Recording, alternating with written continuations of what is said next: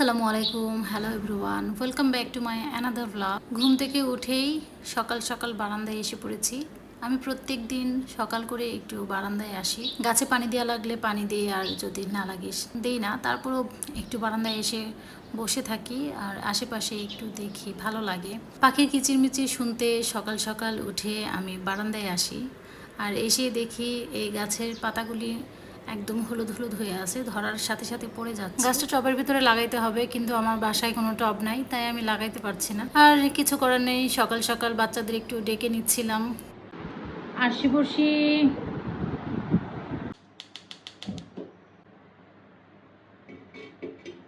এখন সকাল 5:30 বাজে। ভাবলাম বাচ্চারা আরেকটু ঘুমাসুক আর আমি একটু রান্নাবান্নাটা সেরে নিই।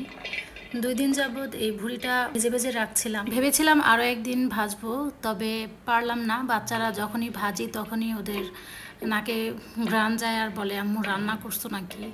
তো তাই ভাবলাম আজকে রান্না করেই ফেলি, মেয়েরা যেহেতু ঘুমাচ্ছে এই ফাঁকে রান্নাটা করে ফেলি। তো সকালে, তাছাড়া ওরা এই ভুঁড়িটা কিন্তু সকালে খেয়ে যেতে পারবে না, স্কুল থেকে এসে তারপর খেতে হবে। এক সাইডে আমি ভাত বসিয়ে দিয়েছি, ভাতটা হয়ে যাবে, আর এদিকটায় আমার ভুঁড়িটা আরও একবার ভেজে নিলাম। ভেজে নেওয়া হয়ে গেছে, আমি এখন একটা বাটিতে উঠিয়ে নিলাম। এরপর এটাতে তেল দিয়ে দিচ্ছি।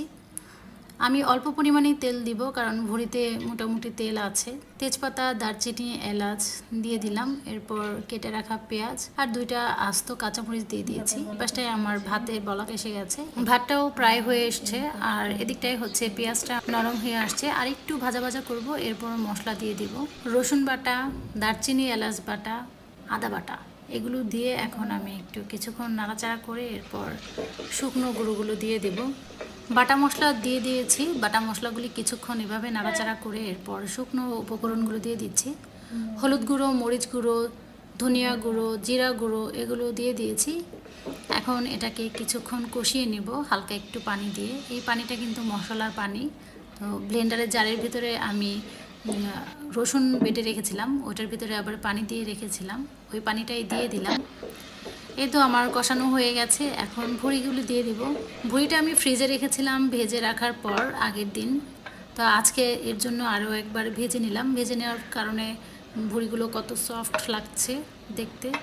আসলে এগুলো সিদ্ধ হয়েই গেছে, জাস্ট একটু রান্নার জন্য হালকা একটু পানি দিয়ে সিদ্ধ করে নেব আর কি, মশলাপাতি দিয়ে যেভাবে রান্না করে আর কি। তো আমার মাটির হাঁড়িতে এই প্রথম ভুঁড়ি রান্না। আমি আর কখনো এরকম করে মাটির হাঁড়িতে রান্না করি নাই। এর আগে আমার একটা মাটির কড়াই ছিল, সেটাতে আমি মাছ রান্না করেছিলাম, শাক রান্না করেছিলাম, কিন্তু ওইটা আমার পাতিলটা ভেঙে গেছে। এখন আরেকটা পাতিল কিনেছি। এই হাঁড়িতে আমার এই প্রথম রান্না, আর রান্নাটাই হচ্ছে ভুঁড়ি। জানি না কেমন হয়, তো নতুন হাঁড়ির একটা গন্ধ আছে, গন্ধটা আমি অনেক কিছুই করেছি, দেখা যাক গন্ধ থাকে কি না। অনেকভাবেই ধুয়েছি আর কি, পরিষ্কার করে নিয়েছি, যেভাবে করলে আর কি মাটির গন্ধটা চলে যায়, অনেক কিছু করে আর কি ধুয়ে রেখেছি। আর এদিকটায় বাচ্চাদের জন্য নাস্তা রেডি করছি। ওরা তো আর সকাল সকাল এত হেভি খাবার খেতে পারে না, তাই ওদের খাবারটাও রেডি করতে হবে, খেয়ে অমনি স্কুলে চলে যাবে। এ পাশটায় আবার চলে আসলাম রান্নাঘরে, আরও একবার ভুঁড়িটা নাড়াচাড়া করে দিতে হবে, কম হয়ে গেছে, মানে পানি কমে গেছে। তো লাস্ট আরেকবার নাড়াচাড়া দিয়ে ওটা ঢেকে রাখলাম। এদিকে আমি বাচ্চাদের খাবার রেডি করছি, আর আমার বিড়ালটা এখানে এসে দাঁড়িয়ে আছে। তো ওরও ক্ষুধা লাগছে, ভাবলাম ওর খাবারটাও দিয়ে দিব, বাচ্চাদেরটা আগে রেডি করি, তারপর ওর খাবারটা দিয়ে দিব। ওটাও ফ্রিজে রেখে দিয়েছিলাম, রাতে রান্না করা ছিল, ওর খাবারটা এখন আমি দিয়ে দিচ্ছি। আসলে আমার গরুটা একটু অসুস্থ, তাই ও কম কম খাচ্ছে, বেশি একটা খাচ্ছে না।